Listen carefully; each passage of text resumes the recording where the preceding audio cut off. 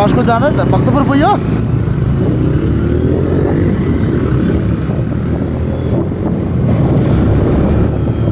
सिन्धुपाल्चोक के अरे दोलखा पासको है। पुरै बाटो खतम। यो कुवाला लाग्यो के भएको बाटो त पिच हो तर कुवाला बाटो केही नदेख्नु अगाडि पनि देखाउँछ।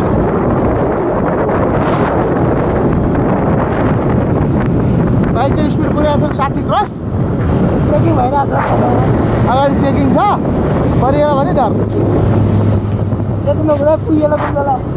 त्यति नपुऱ्याएदेखि पुग्नु नि गाह्रो छ हो। बिस्तारै बिस्तारै जाउँ है। हेलो हामी अहिले चाहिँ भक्तपुरको बाटोमा।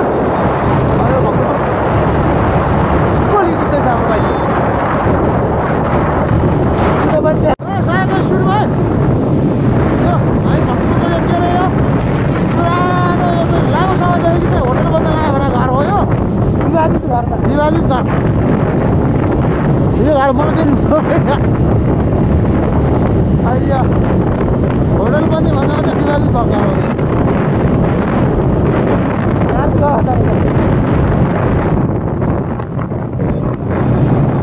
भलक बिस्तारै फेरि बाबु ओके जाउँ ट्राफिक नीतिले छोडिदिनु भयो हामीलाई। भर्खरै हुनु रहेछ। ल जाउँ अब हामी सागा कटेपछि बोलाउँछौँ है। सागा भान्जाबाट कट्यो होइन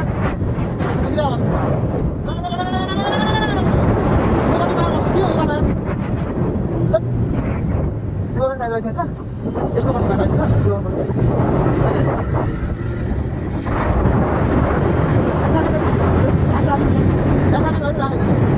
एकैछिन कुदाए बाटो पछि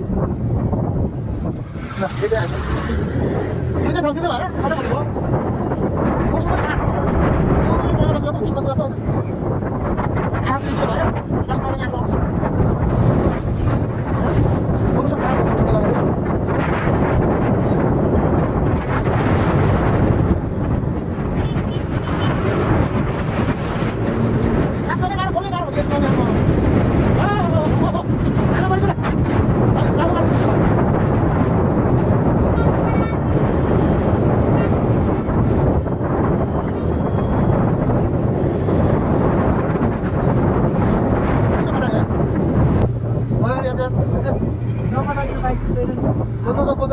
धेरै बनाएर जानु लाग्यो क्या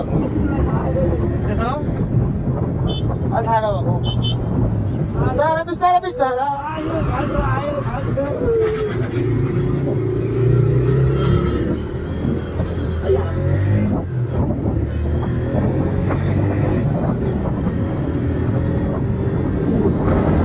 ए फास्ट स्वास्थ्य चौकी चाहिँ हो क्या हस्पिटल होइन है।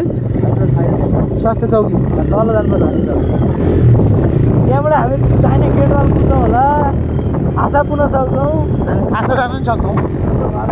हामी खासा जाने पनि लक्ष्य चाहिँ राखेर हिँडेको छौँ। अब टाइमले कतिको भ्याउँछ भन्ने कुरो हो। सुरु कार्यक्रम कति लामो हुन्छ? फर्स्टमा धेरै कार्यक्रम लामो गर्नु हुँदैन। भर्खर हिँडेको कति घन्टा भयो यार। हामी हिँडे त धेरै पर पो त 52 मिनट भयो। 52 मिनटमा यहाँ आइपुग्यो।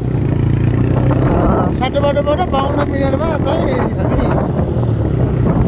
गनेपा बजार आइपुग्यो। 2 मिनटमा रोक्यो।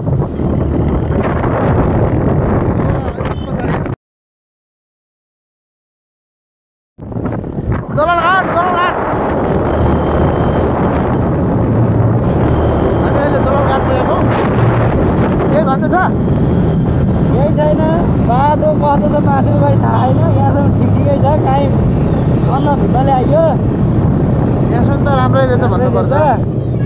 ल इन्द्रावती नदी पुल दललघाट इन्द्रावती। ल जय श्री रक्षा गराई।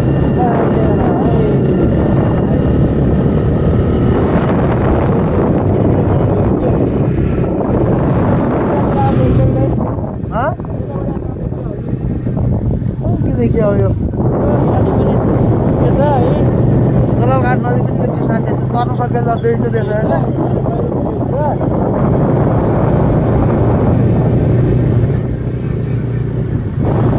होइन ल इन्द्रावती नदी पुग पर्यो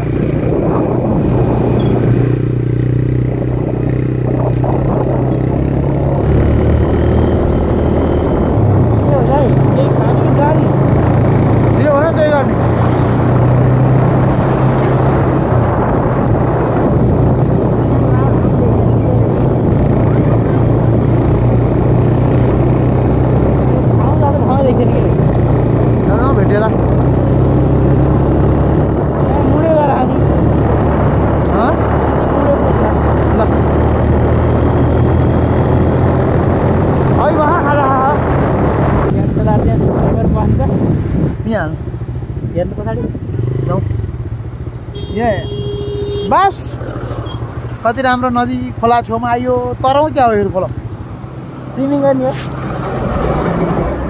के हो नि स्विमिङ गर्न मन छ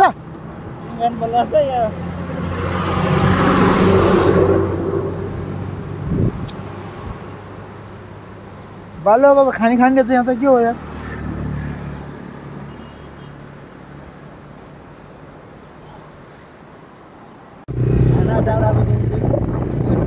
ब्रिज यहाँ होला खाना जाने जाउँ जाने भए हामी खाना खाने भन्ने कुरो भयो नेपाली चुलोमा लोकल माछा र भाले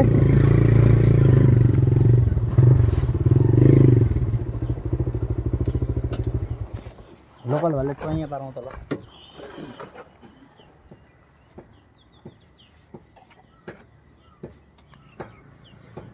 लोकल भाले चाहिँ पार्ने यहाँबाट यता गयो कसको हँदै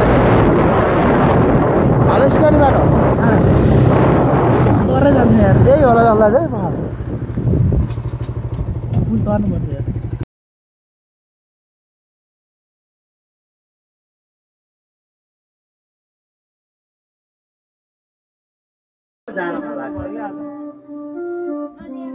नभए त टार्ने बाटो त हजारौँ थियो नि टाढाबाट आउनु भक्तहरूका लागि होइन भने पनि भयो सन्चो भनौँ भने पनि भयो अब डक्टर लिएर त कोही जाँदैन होला सन्चो भनौँ भनेपछि त्यो त भाग्यको उदय भइसके पछाडि अनि त्यस पछाडि व्यक्तिलाई जान मन लाग्छ सत्सङ्ग हुन्छ कथामा मन लाग्छ अनि यदि त्यस्तो सत्सङ्ग भएर सत्पुरुषको भेट भइसकेपछि अज्ञान आदि सबै नाश भएर जान्छ र अनि ज्ञानको उदय हुन्छ प्रभु अब मलाई यो भागवत सुनाउनुहोस् भनेर नारदले सनकादि कुमारलाई भागवत सुनाउनका लागि आग्रह गर्नुभयो भनेर यो श्रीमद् भागवत महात्म्य पद्मपुराण अन्तर्गतको महात्म्यको दोस्रो अध्याय हामीले श्रवण गर्यौं।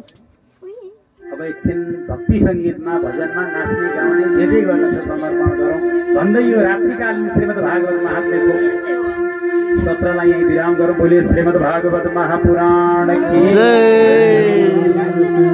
श्री कृष्ण गोविंद हरे मुरारे हे नाथ नारायण वसुदेव कृष्ण गोविंद हरे मुरारे